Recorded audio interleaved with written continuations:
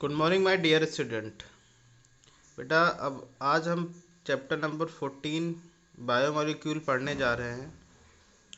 देखो क्या होता है बेटा कि इस चैप्टर में आपको बहुत सारी चीज़ें बायो की यूज होंगी। जो लोग बच्चे बायो के हैं उनको बहुत अच्छे से ये चैप्टर समझ में आएगा, लेकिन जो बच्चे मैथ्स में हैं वो हर एक चीज़ को नोट करेंगे और हर एक चीज़ को समझेंगे। ठीक है बेटा, मैं इस तरीके से ये वीडियो इसलिए बना रहा हूँ क्योंकि क्या है बेटा कि आपका जो डाइसेकेराइड से सिलेबस आगे कंटिन्यू किया गया है और मोनोसेकेराइड को डिलीट कर दिया गया है। तो मेरा मानने का ये है बेटा, मतलब कि बगैर मोनोसेकेराइड को पढ़े हुए आप डाइसेकेराइड को समझ नहीं सकते हो। तो इसलिए मैं इस तरीके से वीडियो बना रहा हूँ। मोनोसेकेराइड पढ़ाने के बाद मैं आपको डाइसेकेराइड पढ़ा दूँगा, ठीक है ना। और डाइसेकेराइड को मैं फिर वहाँ बोर्ड पे समझाऊंगा। ओके बेटा, हर एक चीज़ को अभी तो तुम ऐसे इंट्रोडक्शन के तौर पे ऐसे समझ लो कि किस तरीके से क्या चीज़ें होती हैं। ओके बेटा, तो देखो जैसे biomolecule, biomolecule which are complex molecule which are present in living system, plants, animal, which are very important for the living system and life process. जैसा कि क्या बायो बायो मतलब क्या होता है, लाइफ होता है। बायो मतलब लाइफ, मॉलिक्यूल मतलब लाइफ के मॉलिक्यूल, वो मॉलिक्यूल जो लाइफ प्रोसेस में प्रेजेंट होते से RNA, DNA, carbohydrate, proteins, lipids, nucleic acid, ये सब। ठीक है ना। जो क्या होते हैं बेटा, ये प्लांट्स में और एनिमल्स में पाए जाते हैं। इनको अलग से इसीलिए पढ़ा जाता है क्योंकि डॉक्टर जो बनते हैं बेटा वो इनका इसीलिए जो जो बच्चे बायो के हैं वो हर चीज़ को समझे, क्योंकि यही सिस्टम, यही हर एक ह्यूमन बॉडी या प्लांट्स में इन्हीं सब का रोल होता है कि किसी को कोई बीमारी हो गई या बीमारी को कैसे ठीक करना है। ठीक है ना, ये सब चीज़ें उससे ही क्लियर होती हैं। ठीक, ओके बेटा, तो आपको बहुत तरीके से चैप्टर पढ़ना है, हर एक चीज़ पॉइंट को समझना है। तो देखो जैसे biomolecule divide into 4 part: carbohydrate, protein या अमीनो एसिड्स, लिपिड्स और न्यूक्लिक एसिड। ठीक है ना, जिसमें हम पढ़ाऊंगा बेटा, आपको कार्बोहाइड्रेट्स के बारे में पढ़ाऊंगा, ठीक है, अच्छे से। और प्रोटीन या अमीनो एसिड थोड़ा सा इंट्रोडक्शन दूंगा मैं। लिपिड्स और न्यूक्लिक एसिड आपको मैम से, बायो वाली मैम से पढ़ना होगा बेटा हर एक चीज़ को। ठीक है ना, हर बार वही पढ़ाती हैं। ओके, तो मैं कार्बोहाइड्रेट पर ज़्यादा, क्योंकि कार्बोहाइड्रेट से कुछ ना कुछ क्वेश्चन ज़रूर हर बार आते हैं, तो मैं बहुत ही डिटेल में इसको, इस टॉपिक को पढ़ाऊँगा अच्छे से इसको समझना बेटा क्या होता है। ठीक है ना। तो जैसे कि यहाँ पे लिया गया है कि biomolecule divide two 4 parts: carbohydrates, protein, amino acids, lipids और न्यूक्लिक एसिड। ये होते हैं बायोमोलिक्यूल जो ह्यूमन बॉडी या प्लांट्स में पाए जाते हैं। क्या क्या होते हैं? कार्बोहाइड्रेट्स, प्रोटीन्स, एसिड, लिपिड्स और न्यूक्लिक एसिड। ठीक है ना। तो ये सब बहुत ही डिटेल में आप लोग बायो में हर एक चीज़ समझ रहे थे। कार्बोहाइड्रेट क्या होते हैं, कहाँ पाए जाते हैं, ठीक है ना, इनका काम क्या होता है, प्रोटीन्स क्या होती हैं, लिपिड्स क्या होती हैं, फैट्स क्या होती हैं, न्यूक्लिक एसिड क्या होता है, ये सब आप लोगों ने पढ़ा होगा बायो में। ठीक है ना। लेकिन यहाँ पे हम कार्बोहाइड्रेट की केमिस्ट्री समझेंगे कि बायो में केमिस्ट बॉडी में ऐसा क्या होता है कि कार्बोहाइड्रेट क्या काम, क्या होता है बॉडी में, किस तरीके से होते हैं, क्या रिएक्शंस होती हैं, उनके बारे में इस चैप्टर में पढ़ेंगे। ठीक है बेटा, तो कार्बोहाइड्रेट्स हम पढ़ने जा रहे हैं। ठीक है, कार्बोहाइड्रेट्स क्या होते हैं? Carbohydrates are those molecule which are provide energy to body. Carbohydrate वो मॉलिक्यूल होते हैं जो क्या करते हैं बेटा, एनर्जी प्रोवाइड कराते हैं किसको, बॉडी को। ठीक है ना बेटा। यहाँ पे कैसे इनको डिफाइन कैसे करा गया है, पहले क्या हुआ बेटा कि बहुत सारी चीज़ें ऐसी आ गई कि जैसे जैसे मैंने तुमसे बताया था ना कि ऑर्गेनिक केमिस्ट्री क्या होती है, तो लोगों ने बताया कि ऑर्गेनिक केमिस्ट्री वो होती है जिसमें कार्बन उपस्थित हो। तो बहुत सारे ऐसे इनऑर्गेनिक कंपाउंड थे जो जो क्या बेटा, जिनके अंदर कार्बन था बट वो इनऑर्गेनिक कंपाउंड थे। जैसे देखो बेटा यहाँ पे ये जैसे कार्बोनेट था ना, तो कार्बोनेट एक क्या है, एक इनऑर्गेनिक कंपाउंड है, बट यहाँ पे कार्बन प्रेजेंट है। ठीक है ना, तो इसीलिए जो कार्बनिक रसायन, जो ऑर्गेनिक केमिस्ट्री की डेफिनेशन थी वो रिजेक्ट कर दी गई। फिर एक न्यू डिफिनेशन मॉडल डिफिनेशन है, ये बताया कि कार्बन और hydrocarbon and it's derivative is called क्या, ऑर्गेनिक केमिस्ट्री। यानी कि कार्बन और हाइड्रोजन और इसके डेरिवेटिव से जो उत्पन्न होंगे वही क्या कहलाएंगे, ऑर्गेनिक कंपाउंड कहेंगे या ऑर्गेनिक केमिस्ट्री कहलाएंगे। वैसे ही यहाँ पे जो कार्बोहाइड्रेट की डिफिनेशन हुई जिसको बोला गया ओल्ड डिफिनेशन, ये क्या हुई कि hydrates of carbon is called carbohydrate. Hydrates of carbon, hydrate मतलब कि वाटर मॉलिक्यूल होना चाहिए कार्बन के साथ, ठीक है ना। Hydrates of carbon is called carbohydrates which is represent by CX और H2OY। मतलब हाइड्रेट्स ऑफ कार्बन मतलब कार्बन का वाटर के साथ कॉम्बिनेशन क्या कहलाएगा, हाइड्रोकार्बन कहलाएगा। जैसे ग्लूकोज होता है, ग्लूकोज एक हाइड्रोकार्बन है, तो ग्लूकोज को C6H2O की होल 6 लिख सकते हैं। ये सुक्रोज हो गया C12H22O11, इसको भी लिख सकते हो C12H2O11 लिख सकते हो कि नहीं सकते हो। ये दोनों क्या हुए बेटा, बोलो, ये दोनों कार्बोहाइड्रेट्स हुए, क्योंकि कार्बोहाइड्रेट की जो डिफिनेशन है उसको ये फुलफिल कर रहे हैं कि भाई C6H12O6, ठीक है ना। इसको किस तरीके से लिख सकते हो, C6H2O। अब ये देखो ये वाला फार्मूला को ये क्या कर रहे हैं, बोलो, C6H2O को सेटिस्फाई कर रहे हैं कि नहीं कर रहे हैं। तो x बराबर यहाँ पे 6 है, y बराबर यहाँ पे 6 है, और बीच में H2O भी, यानी कि ग्लूकोज को इस तरीके से इस फॉर्म में लिख सकते हो। यानी कि जैसा कि बताया गया कि ओल्ड डिफिनेशन के अकॉर्डिंग कि hydrocarbons of hydrates of carbon, यानी कि जो कार्बन के हाइड्रेट होंगे वो सारे के सारे क्या कहलाएंगे, बोलो, हाइड्रोकार्बन कहलाएंगे, ठीक है ना, कार्बोहाइड्रेट कहलाएंगे, सॉरी बेटा, कार्बोहाइड्रेट कहलाएंगे,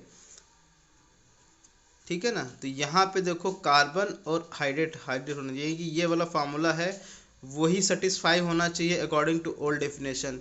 तो सबसे पहले लिया गया ग्लूकोज को बेटा, तो ग्लूकोज पे तो ये सेटिस्फाई हो रहा फार्मूला। सुक्रोज को लिया गया, वो भी सेटिस्फाई कर रहा है फार्मूला। बट मैक्सिमम मॉलिक्यूल, ये देखो लिखा हुआ है मैंने कि maximum molecule follow the formula but some molecule follow same formula but they are not carbohydrate. ये बेटा नोट कर लो कि वो जो है मॉलिक्यूल कार्बोहाइड्रेट नहीं होते हैं, जो कार्बोहाइड्रेट नहीं होते हैं, लेकिन वो ये फार्मूला फॉलो करते हैं, मतलब C6H2OY।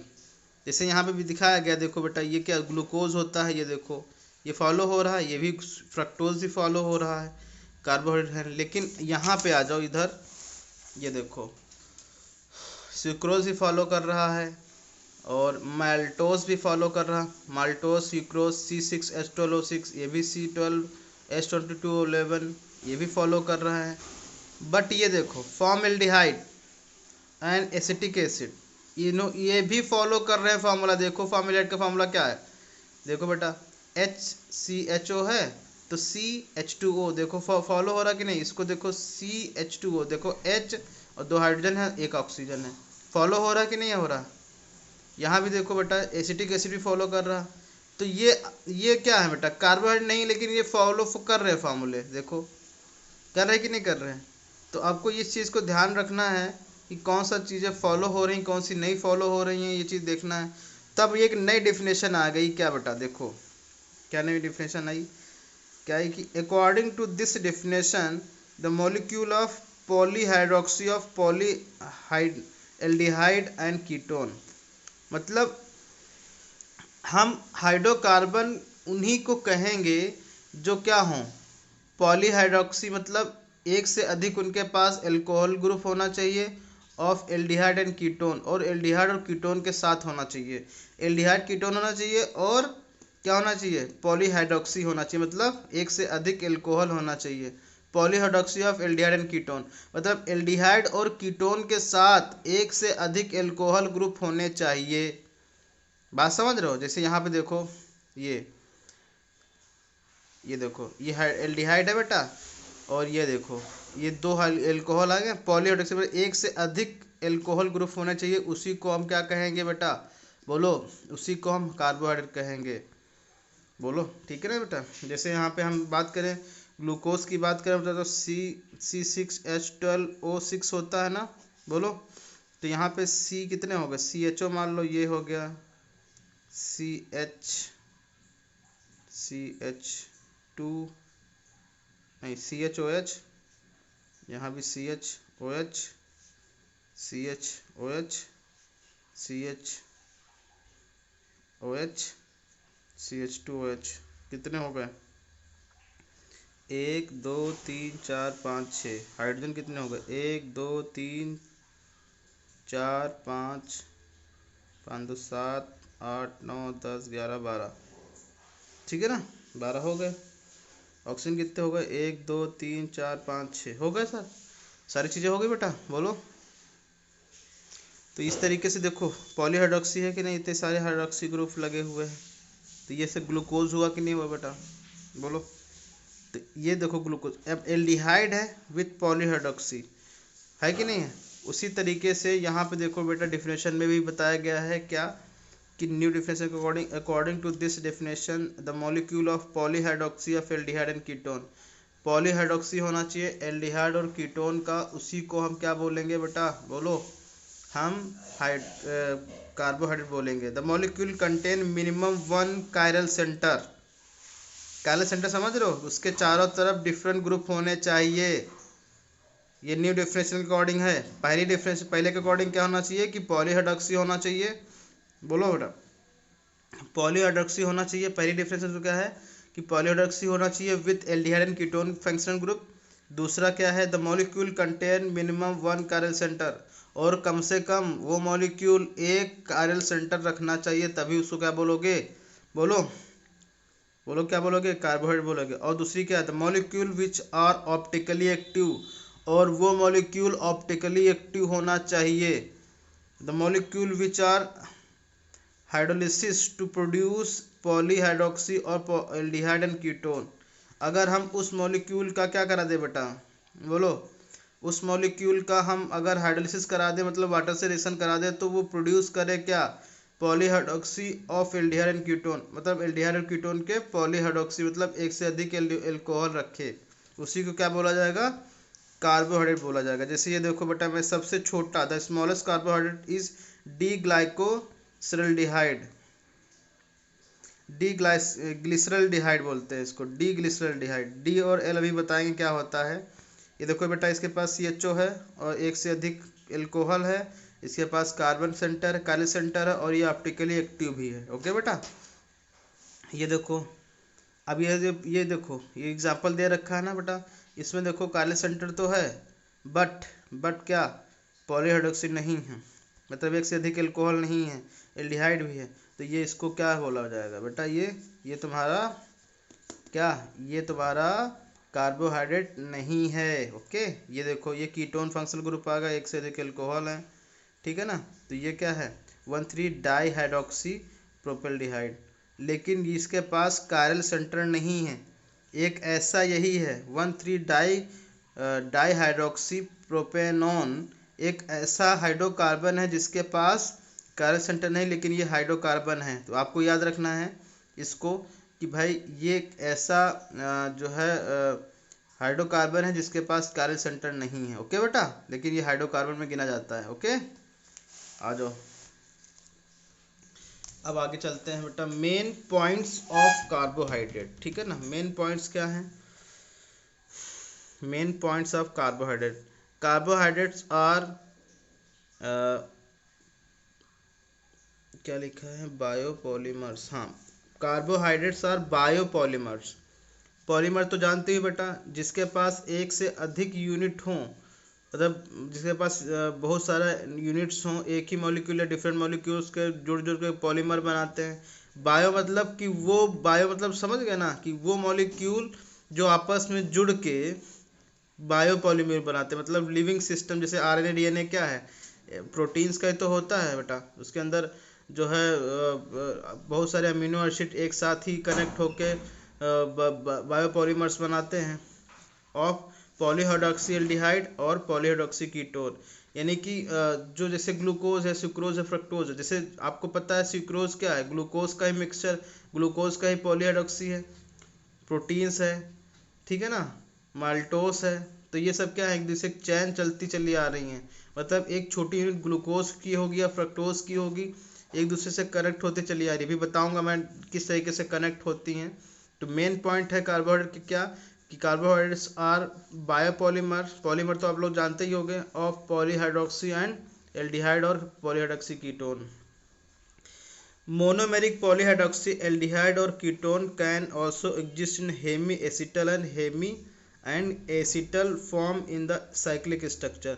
देखो बेटा यहाँ पे जो मैं तुमको बताऊंगा कि मोनोमेरिक पॉलीहाइड्रोक्सी एल्डिहाइड कीटोन, तो एल्डिहाइड जो ग्लूकोज फ्रक्टोज होते हैं जिनको क्या बोला जाता है, मोनोमेरिक, मतलब जिसके पास अब उसको हम फर्दर आगे नहीं तोड़ सकते हैं, उसको बोलते हैं एक यूनिट। जैसे ग्लूकोज है बेटा, ग्लूकोज को हम फर्दर डिवाइड नहीं कर सकते हैं, ठीक है, तो उसके हम साइक्लिक स्ट्रक्चर भी लिखेंगे। अब हम बताएंगे किस तरीके से लिखा जाता है, ठीक है बेटा। अभी तो इतना समझ लो कि यहाँ पे जो मतलब मोनोहाइड्रोक्सी है उसके साइक्लिक स्ट्रक्चर हम बना सकते हैं। अब ये साइक्लिक स्ट्रक्चर हेमी एसिटल होंगे या हेमी कीटल होंगे, एसिटल होंगे या hemi acetal and acetal form in the cyclic structure. Hemi hemi तो आधा आधा समझ रहे हो बेटा, हेमी एसिटल फॉर्म में होंगे और इनको साइक्लिक स्ट्रक्चर फॉर्म में ये उपस्थित हो जाएंगे, ठीक है ना। और दूसरी है almost all of these compounds are chiral and optically active. अधिकतर जो क्या बोलते हैं कार्बोहाइड्रेट्स होते हैं वो क्या होते हैं बेटा, इनके पास कायरल सेंटर होता है और ऑप्टिकली एक्टिव होते हैं। लेकिन ये सब छोड़ के an exception of this is 1,3 डाइहाइड्रोक्सीप्रोपेनोन, यही वाला जो मैंने बताया बेटा, ये वाला ना, ये देखो, इसको छोड़ के इसके पास कायरल सेंटर नहीं है, लेकिन ये क्या है बेटा, कार्बोहाइड्रेट्स है। तो आपको ये ऑब्जेक्टिव में पूछा जा सकता है, याद रखना इस चीज़ को, ठीक है ना बेटा। जैसे कि यहाँ बताया कि ऑलमोस्ट, इसीलिए यहाँ पे ऑलमोस्ट वर्ड आ गया बेटा।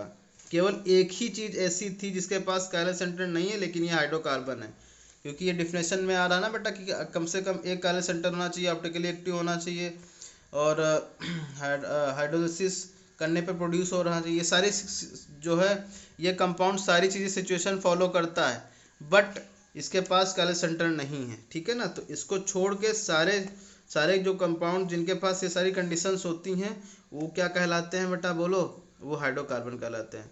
All natural hydrocarbon have D configuration, ये मैं तुमको बताऊंगा डी और एल कॉन्फ़िगरेशन क्या होता है, ठीक है ना।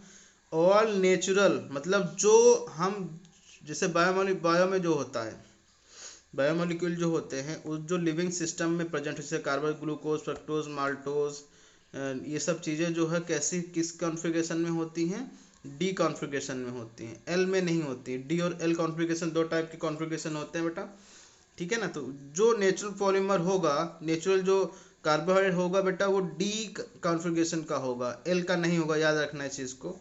और ये सारे पॉइंट बेटा आपको कहीं मिलेंगे नहीं, ये मेरे नोट्स खुद के हैं, तो आपको तरीके से पढ़ना बेटा इस चीज़ को, ओके। अब हम पढ़ने जा रहे हैं बेटा क्लासिफिकेशन ऑफ कार्बोहाइड्रेट। क्लासिफिकेशन करते हैं, कैसे कैसे क्लासिफिकेशन होता है वो देखो। Classification on the basis of number of hydrolysed product, मतलब ऐसा क्लासिफिकेशन जिसमें हम अगर उसको उस कार्बोहाइड्रेट को हाइड्रोलाइज करें तो उसके कितने यूनिट प्रेजेंट हो रहे हैं, वो क्या कहलाएंगे बेटा, बोलो, वो कहलाएंगे वो कहलाएंगे क्या, कार्बोहाइड्रेट कहलाएंगे। कि कार्बोहाइड्रेट अगर हम कार्बोहाइड्रेट को हाइड्रोलाइज करें तो अगर उसमें एक भी यूनिट नहीं प्रोड्यूस हो रही है तो उनको कहते हैं मोनो। अगर उसमें 2 यूनिट हो, only 2 unit are produce after hydrolyse, तो वो होते हैं डाइसेकेराइड, ठीक है ना। यहीं से आपको पढ़ना है, ठीक है। और होता है ओलिगोसेकेराइड। ओलिगोसेकेराइड क्या होता है, जिसमें 2 या 10 के बीच यूनिट प्रोड्यूस हो जाए आफ्टर हाइड्रोलिसिस, जैसे सुक्रोज हो गया, माल्टोज हो गया, लैक्टोज हो गया, ठीक है ना, उसको बोलते हैं ओलिगोसेकेराइड, ओके बेटा। और यहाँ पे पॉलीसेकेराइड क्या होते हैं, जैसे पॉलीसेकेराइड मतलब 10 से बहुत ज़्यादा, जैसे 10 है, 20 है, 30, 40, 10 है, 10 से ऊपर वाली जितनी भी यूनिट, 100, 150, 1000, 2000 यूनिट प्रोड्यूस हो जाए तो उनको बोलते हैं polysaccharide. Many units produce after hydrolysed. Starch जैसे सेलुलोज होता है, रेजिन होता है, ये क्या कहलाते हैं बेटा, पॉलीसेकेराइड कहलाते हैं। ओके बेटा, ये सारे मैं तुमको अच्छे से बताऊंगा किस तरीके से क्या होता है। अभी तो ये समझ लो कि भाई ये मोनोसेकेराइड्स होता है। ये देखो मोनोसेकेराइड वो कहलाता है जो वन और single unit can be hydrolyse, केवल उसके पास एक ही यूनिट होती है, जैसे ग्लूकोज C6H12O6। ठीक है ना, वो क्या होता है मोनोसेकेराइड होता है, जिसके पास केवल एक यूनिट होती है 6H12O6। और डाइसेकेराइड ओनली 2 यूनिट प्रोड्यूस करो, जैसे सुक्रोज है बेटा, तो सुक्रोज को हम प्रोड्यूस करते हैं। जैसे देखो बेटा सुक्रोज क्या होता है C12H22O11। ठीक है ना बेटा, इसको जब आप प्रोड्यूस कर हाइड्रोलिसिस करोगे तो इसके दो मॉलिक्यूल बनते हैं C6H12O6 प्लस C6H12O6। ये होता है ग्लूकोज, ये होता है फ्रक्टोज। जब सुक्रोज को करते हाइड्रोलाइज करते हैं तो 2 यूनिट प्रोड्यूस हो जाती हैं। ओके बेटा, अब ये कैसे होती हैं, किस तरीके से होता है, ये मैं तुमको अच्छे से बताऊंगा। तो इसीलिए इसको क्या बोला जाएगा, सुक्रोज को बोलो बेटा, इसको बोला जाता है डाइसेकेराइड, क्योंकि इसकी जब आप हाइड्रोलिसिस करते हो तो इसमें 2 यूनिट प्रोड्यूस होती हैं। ठीक है, बात समझ रहे हो। ऐसे ही जैसे ग्लूकोज को आप फर्दर जो है हाइड्रोलाइज नहीं कर सकते हो, क्योंकि ये अब फर्दर नहीं टूट सकता है, इसलिए इसको मोनोसेकेराइड बोला जाता है। ओलिगोसेकेराइड क्या होता है बेटा, जिसमें 2 या 10 यूनिट प्रोड्यूस हो जाए आफ्टर हाइड्रोलिसिस, उसको क्या बोलते हैं, ओलिगोसेकेराइड बोलते हैं। ठीक है, तो इतनी बात समझ गए ना, जिसमें एक यूनिट प्रोड्यूस हो उसको ग्लूकोज फ्रक्टोज कहते हैं, जिसमें 2 यूनिट प्रोड्यूस हो आफ्टर हाइड्रोलिसिस वो क्या होती हैं, सुक्रोज होता है, माल्टोस होता है।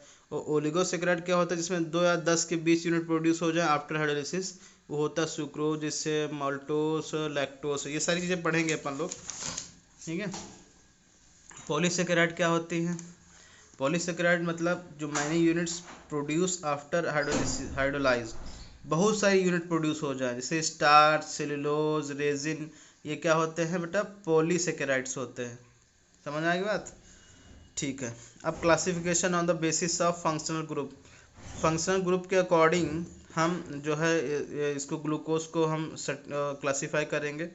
एक होता है एल्डिहाइड फंक्शनल ग्रुप, एक होता है कीटोन। एल्डिहाइड वाला ये वाला जिसमें एल्डिहाइड ग्रुप लगा हो, जैसे देखो ये एल्डिहाइड जिसमें प्रेजेंट होता है, जैसे ये देखो बेटा ग्लूकोज होता है ना बेटा, ग्लूकोज में क्या होता है, एल्डिहाइड होता है CHOCHOH का होल 4 CH2OH, ये होता है ग्लूकोज। ठीक है ना, ये क्या होता है ग्लूकोज। देखो ये देखो एग्जाम्पल है, ये देखो ये वाला। ठीक है ना, ये एग्जाम्पल है कि नहीं है, देखो CHO लगा हुआ है, कैसा एग्जाम्पल होगा इसका, देखो CHO C, मान लो ये OH इधर लगा दे, H इधर लगा दे,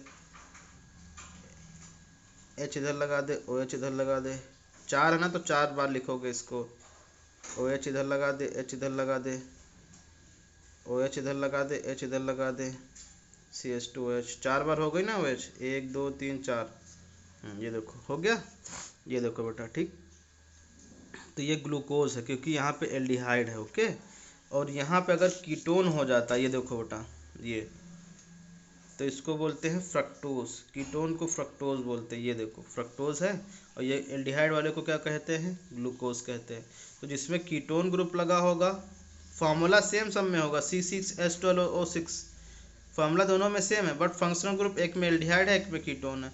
तो जिसमें एल्डिहाइड होगा वो ग्लूकोज हो जाएगा, जिसमें कीटोन होगा वो क्या होगा बेटा, वो फ्रक्टोज है। जैसे फ्रक्टोज का फार्मूला क्या होगा, सेम टू सेम नहीं होगा, बिल्कुल CH2OH यहाँ लिख दोगे, और ये हो जाएगा C double bond O CHOH। अब चलते आओ, 3 बार लिखोगे,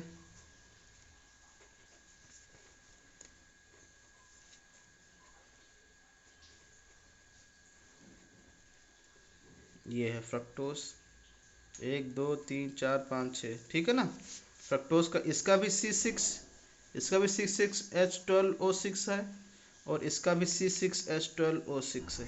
बट इसमें क्या है बेटा, इसमें एल्डिहाइड ग्रुप है और इसमें क्या है, कीटोन है। इसको फ्रक्टोज बोलते हैं कीटोन वाले को, इसको ग्लूकोज बोलते हैं। कीटोन वाले को क्या बोलते हैं? फ्रक्टोज। और इसको क्या बोलते हैं बेटा? ग्लूकोज। तो ग्लूकोज किसको कहेंगे? जिसमें एल्डिहाइड ग्रुप होगा बेटा, ये वाला ग्रुप। और फ्रक्टोज किसको बोलेंगे? जिसमें कीटोन ग्रुप होगा। दोनों के जो फॉर्मूले होंगे बेटा वो क्या होंगे? दोनों के फॉर्मूले देखो सेम है, ठीक है ना? ओके, नेक्स्ट आ जाओ। देखो एल्डिहाइड वाले को एल्डोस बोलते हैं। क्या बोलेंगे? एल्डिहाइड को एल्डोस। ये ग्लूकोज है, तो ग्लूकोज बेसिकली क्या एल्डिहाइड ग्रुप से बना हुआ है, तो इसीलिए क्या बोलते हैं इसको? एल्डोस। इसका फार्मूला से क्या होता है? C6 और C6HON, N यहाँ पे लिया गया है। और कीटोस इसमें क्या हो बेटा? कीटोन ग्रुप प्रेजेंट हो। अब एग्जाम्पल इन्होंने ये दिया है, देखो जैसे ग्लूकोज हो गया, फ्रक्टोज हो गया। ग्लूकोज में CHO ग्रुप होता है और फ्रक्टोज में क्या होता है? कीटोन ग्रुप होता है, ठीक है ना? अब आ जाओ next, classification on monosaccharide on basis of number of carbon. Carbon के according classification of monosaccharide on basis of number of carbon. Triose, tetrose, pentose, hexose, heptose. मतलब ये है, ये बोलते हैं ट्रायोस। और टेट्रोस मतलब यहाँ पे एल वो चीज़ें हैं जिसमें मोनोसेकेराइड को डिफाइन किया गया है, जिसमें अगर अगर 2-3 कार्बन हो, क्योंकि 3 कार्बन से ही पॉसिबल होता है, उसको बोलते हैं। अगर उसमें एल्डिहाइड ग्रुप होगा तो उसको एल्डो ट्रायोस बोलेंगे। अगर उसमें कीटोन हो तो कीटो ट्रायोस बोलेंगे। अगर उसमें 4 कार्बन है तो उसको क्या बोलेंगे बेटा? एल्डो टेट्रोस और कीटो टेट्रोस। जैसे आपके पास जो ग्लूकोज होता है उसको हेक्सोस भी बोलते हैं। ग्लूकोज हेक्सोस भी बोलते हैं क्योंकि इसमें 6 कार्बन होते हैं ना। उसके एल्डोस भी बोलेंगे, एल्डोर और कीटो वाले को क्या बोलेंगे? यानी फ्रक्टोस को क्या बोलेंगे? कीटो हेक्सोस। तो इस तरीके से आपको याद रखना है। इसमें से ये वाला इंपॉर्टेंट है, 6 वाला, ओके। और ये तो आपको याद रखना है कि 3 कार्बन वाला अगर कोई कार्बन है तो उसको ट्रायोस बोलेंगे। ट्रायोस मतलब 3 कार्बन है उसके पास। अगर उसके पास एल्डिहाइड फंक्शनल ग्रुप हो तो उसको एल्डो ट्रायोस बोलेंगे। अगर कीटो तो कीटो ट्रायोस बोलेंगे, ठीक है बेटा? इसी याद रखना। यहाँ दे देखो, जैसे एग्जाम्पल है, ये देखो इसके पास कितने हैं? बोलो 1 2 3। ये देखो 1 2 और 3 है। 3 कार्बन वाले क्या है? एल्डिहाइड। एक या ग्लूकोज कार्बोहाइड्रेट है कि नहीं है? तो इसीलिए इसको क्या बोलेंगे? Aldo triose. एल्डिहाइड है ना, इसीलिए एल्डो ट्रायोस बोलते हैं। अब ये 3 कार्बन वाला वही है ना बेटा जो अभी अभी पढ़ा था, इसको कीटोन ग्रुप है तो इसलिए कीटो ट्रायोस बोलेंगे। अब एक ग्लूकोज है ना, ग्लूकोज को एल्डो हेक्सोस बोलेंगे क्योंकि यहाँ पे क्या है? 6 हेक्सोस बोल सकते हैं, लेकिन ये एल्डिहाइड ग्रुप के साथ है तो इसीलिए एल्डो हेक्सोस बोलेंगे ग्लूकोज को। इसको क्या बोलेंगे बेटा? बोलो। ये फ्रक्टोज है ना, लेकिन कीटोन ग्रुप लिखा है इसलिए कीटो हेक्सोस बोलेंगे, या ये फ्रक्टोज बोलेंगे, ये मोनोसेकेराइड होता है, ठीक है ना? ओके बेटा, अब ये डी और एल कॉन्फ़िगरेशन क्या होता है ये समझ लो पहले। तो समझ आ गया? क्लासिफिकेशन ख़त्म होता है अब। क्यों? क्लासिफिकेशन के अकॉर्डिंग कि आप कैसे कैसे मोनोसेकेराइड और disaccharide, oligosaccharide, monosaccharide, disaccharide, oligosaccharide और पॉलीसेकेराइड, ये चीज़ें में बांटा गया है ऑन द बेसिस ऑफ जब आप किसी कार्बोहाइड्रेट को हाइड्रोलाइज करते हो तो उसमें जो यूनिट कितनी बनती है प्रोडक्शन के बाद। अगर 1 यूनिट बने तो वो होता है क्या? मोनोसेकेराइड। अगर 2 यूनिट बने तो होता है क्या? डाइसेकेराइड। अगर 2 से 10 के बीच में बनती है उसको ओलिगोसेकेराइड कहते हैं। अगर अनंत बन जाए, इनफाइनाइट बन जाए तो क्या हो जाती है? बोलो बेटा। वो हो जाती है पॉलीसेकेराइड। एग्जाम्पल सबके याद रखना आपको। ये ग्लूकोज होता है, फ्रक्टोज होता है, ये होते हैं मोनोसेकेराइड। एक होता है सुक्रोज, एक होता है माल्टोज, एक होता है नहीं सुक्रोज और माल्टोज।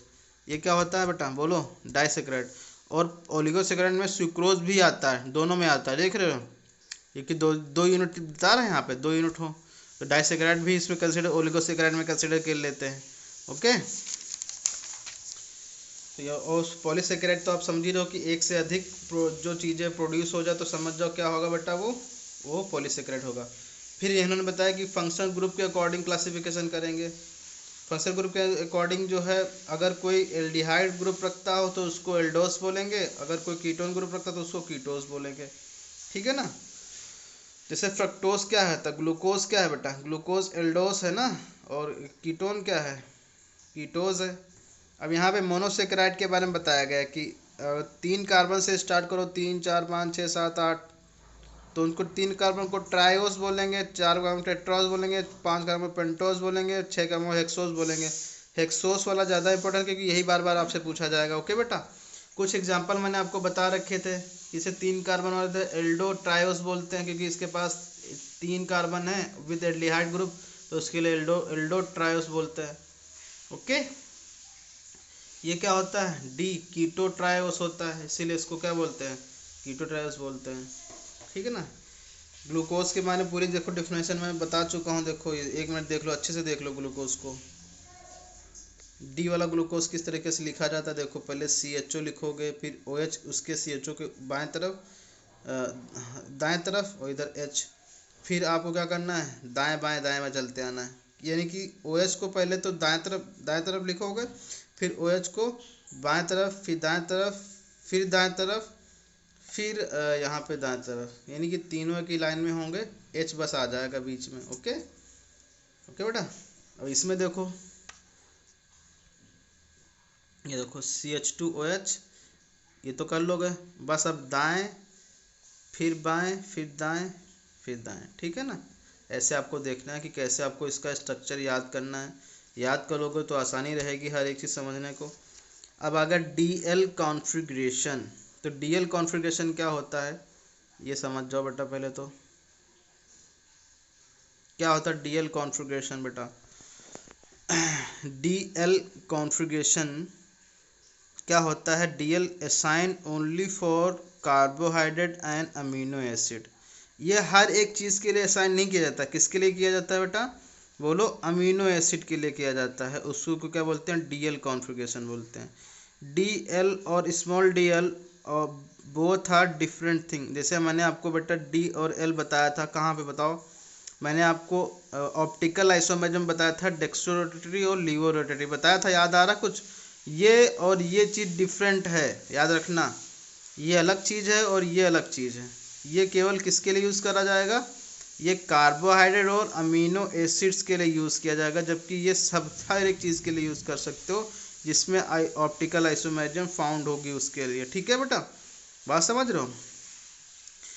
अब finding of DL configuration in carbohydrates and amino acid, ये बेटा जो बताने जा रहा हूँ, ये स्टार बना के लिखा हुआ कि ये D और L और DL दोनों डिफरेंट थिंग होते हैं, सेम थिंग नहीं होती हैं। याद रखना, कैपिटल D और कैपिटल L अलग चीज़ होती है, और स्मॉल d और स्मॉल l अलग चीज़ होती है। ठीक है। फिर finding of DL configuration in carbohydrates and amino acids, कैसे हम असाइन करेंगे, किसको हम D मानेंगे, किसको L मानेंगे। ग्लूकोज के इतने सारे स्ट्रक्चर होते हैं, किसको हम D कहेंगे, किसको हम L कहेंगे, ये हम इजीली डिटेल में सीखेंगे। ओके बेटा, जो आई थिंक मेरे हिसाब से बायो में बताया गया होगा आपको।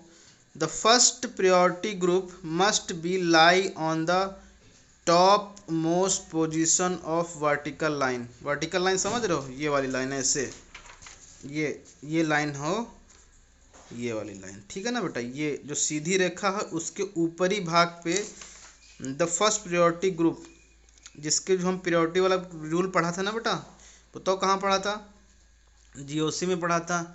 GOC में कहाँ पे, GI में, ज्योमेट्रिकल आइसोमेरिज्म में पढ़ा था, और ऑप्टिकल आइसोमेरिज्म पढ़ा था कि प्रायोरिटी किसको सबसे पहले असाइन की जाती है। ठीक है ना। तो the first priority group must be lie on the top most position of vertical line. तो वर्टिकल लाइन के सबसे ऊपरी पार्ट पे हम क्या करेंगे, जो सबसे फर्स्ट प्रायोरिटी वाला ग्रुप होगा उसको रखेंगे वहाँ पे। ठीक है ना, लिखेंगे। ओके बेटा। नंबर दूसरा रूल है, the minimum carbon atom must be lie on vertical line. The minimum नहीं बेटा, ये मैक्सिमम है, maximum word. The maximum carbon atom must be lie in vertical line, मतलब अधिक से अधिक कार्बन आइटम होने चाहिए एक ही लाइन में, जो वर्टिकल लाइन होती है जिसमें, उसमें होना चाहिए। तीसरा रूल है कि if priority group do not lie in vertical line then we will switch 2 times through chiral centre. तब कैरल सेंटर जहाँ पे होगा उसके अकॉर्डिंग हम 2 बार स्विच करेंगे। ओके बेटा, अभी बताएंगे किस तरीके से स्विच करना है। ये चीज़ याद रखो कि आपको जो स्विचिंग करनी है, मतलब अदला बदली करनी है, वो 2 बार करनी है, ठीक है ना बेटा। तो जो फाइनल आया रिजल्ट आपके पास ये आया कि if O H lie in right hand side from the lowest carbon, यानी कि जो सबसे निचले वाले ग्रुप होगा उसके अगर राइट हैंड साइड पे होगा तो डी कॉन्फ़िगरेशन असाइन करोगे, और अगर वो कैसे होगा, राइट हैंड साइड पे हो तो क्या करोगे, डी असाइन करोगे। अगर लेफ्ट हैंड साइड पे हो तो क्या असाइन करोगे बेटा, एल असाइन करोगे। जैसे एग्जांपल है देखो, तो सबसे पहले देखो carbon must be line, same line, तो कार्बन है प्योरिटी वाला, सबसे प्योरिटी वाला यही ग्रुप है बेटा, सी एच ओ। ओके, तो 1 2 3 सारे कार्बन एक ही लाइन में हैं। ओके बेटा, मैक्सिमम कार्बन एक ही लाइन में है। अब देखो जो ओ एच है वो राइट हैंड साइड पे है। ये जो क्या बताया गया था देखो, if priority group do not lie in vertical, नहीं ये वाला, if OH lie in right hand side from the lowest carbon, if OH lie in right hand side from the lowest carbon then we will assign D। तो ये जो है बेटा, जो ये कहाँ पे लाई हो, ये वाला देखो लोवेस्ट कार्बन यही है ना, सेकेंड लास्ट वाला, बोलो। अब इसके राइट हैंड साइड पे लाई कर रहा है तो इसको क्या असाइन करोगे, डी ग्लिसरल डिहाइड। ओके, अब यहाँ पे देखो लोवेस्ट कार्बन, ये देखो ये वाला है सबसे लोवेस्ट, इसको मत कंसिडर कर लेना, ठीक है ना, ये लोवेस्ट नहीं है। ओके, ये वाला जहाँ पे हम कैरल सेंटर है वहाँ की बात है, ये कैरल सेंटर नहीं है। कैरल सेंटर देखो उसके उसके जो है अगर राइट हैंड साइड पे होगा बेटा तो वो क्या होगा, उसको हम डी असाइन करेंगे, और लेफ्ट हैंड से तो उसको एल असाइन करेंगे। अब यहाँ पे स्विचिंग वाला भी केस आ गया है कि मान लो कि first priority group vertical line पे ना हो, तो हम क्या करेंगे, स्विचिंग करेंगे। किसके किसके बीच करेंगे, क्योंकि ये 2 कार्बन है, बस ये कार्बन को हमको एक वर्टिकल लाइन में लाना है बेटा, ठीक है ना। कैसे लाओगे बताओ, तो सबसे पहले हम CHO और हाइड्रोजन के बीच स्विचिंग करेंगे, यानी कि हाइड्रोजन की पोजीशन H लेगा, H की पोजीशन हाइड्रोजन लेगा, एल्डिहाइड लेगा, ये आ गया। अब क्योंकि 2 बार हमको असाइन करना होगा बेटा, तो 2 बार असाइन करने के लिए हमको क्या करना पड़ेगा बेटा, ये क्योंकि 2 बार स्विचिंग हुई ना बेटा, ये देखो लिखा हुआ है, क्या लिखा है कि 2 टाइम थ्रू कायरल सेंटर, यानी कि 2 टाइम आपको कायरल सेंटर के 2 टाइम को असाइन करना, ठीक है ना। तो एक बार स्विचिंग आपने कर ली, फिर दूसरी बार करना होगा, इसमें मत असाइन कर देना पहले आपने, क्योंकि यहाँ पे कार्बन वर्टिकल लाइन में, मैक्सिमम कार्बन वर्टिकल लाइन में नहीं थे। वर्टिकल लाइन में लाने के लिए अब क्या करना पड़ेगा, स्विचिंग करा। किसके किसके बीच स्विचिंग किया, CHO के बीच किया। CHO और क्योंकि यहाँ पे आना है, CHO को यहाँ पे आना है, यहाँ पे लाने के लिए ऐसे किया। फिर क्या किया आपने, 2 बार स्विच करना है। अब किसके किसके बीच करोगे, इनके बीच करोगे। अब OH इधर आ जाएगा, H इधर आ जाएगा, ये देखो। अब ये किधर पड़ रहा है, बोलो बेटा, राइट हैंड साइड पड़ रहा है, लोवेस्ट कार्बन के राइट हैंड साइड। तो राइट हैंड साइड में क्या लिखोगे, डी फॉर्म आ गया।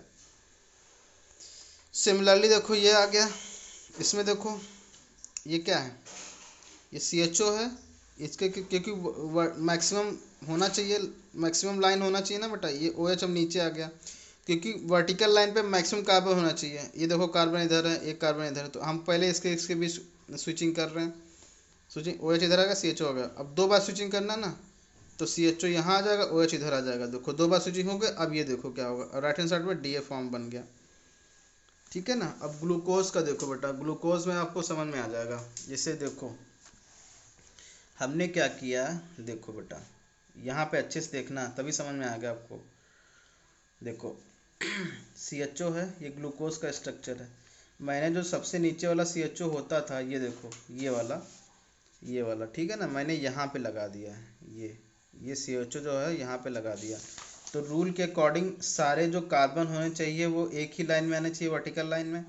तो मैंने स्विचिंग किया, CH2 यहाँ लिखा हुआ था, मैंने स्विच किया इसको, तो यहाँ पे आ गया। अब 2 बार स्विच करना है तो OH को बदला बदली हो गई, तो OH इधर आ गया, H इधर आ गया, तो ये कौन सा हो गया, L ग्लूकोज हो गया, ठीक है बेटा। तो इस तरीके से हम DL कॉन्फ़िगरेशन समझ में आ गया। आज यहीं तक रखते हैं, ओके बेटा। कोई डाउट हो मुझसे पूछ लो ना, कोई दिक्कत हो बता देना, और हर एक पॉइंट को नोट करोगे, ओके, ये आपके सिलेबस में नहीं है, इसीलिए मैं इस तरीके की वीडियो बना रहा हूँ बेटा। लेकिन ये आपको आना चाहिए हर एक चीज़, तभी आपको डाइसेक्रेट समझ में आएगा। ओके बेटा, थैंक यू।